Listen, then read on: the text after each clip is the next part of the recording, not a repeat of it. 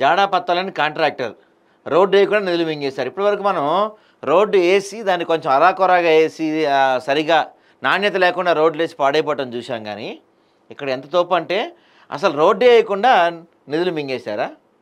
మంజూరు నిధులు ఏమయ్యాయో, పనుల అలసత్వంపై అనేక అనుమానాలు, పట్టించుకునే అధికారులు ప్రజాప్రతినిధులు, అధ్వానంగా మారిన ఫైజాబాద్ గంగారం రోడ్, పత్రికలకే పరిమితమైన పనుల ప్రారంభోత్సవం, మాజీ ఎమ్మెల్యే మదన్ రెడ్డి మాట నీటి మోటేనా, ప్రస్తుత ఎమ్మెల్యే సునీత లక్ష్మారెడ్డి కాలయాపన, కాంట్రాక్టర్ నిర్లక్ష్యం కారణంగా ఎమ్మెల్యే వివరణ, అందుబాటులో లేని కాంట్రాక్టర్ అధికారులు, అరిగోసపడుతున్న ప్రయాణికులు వాహనదారులు.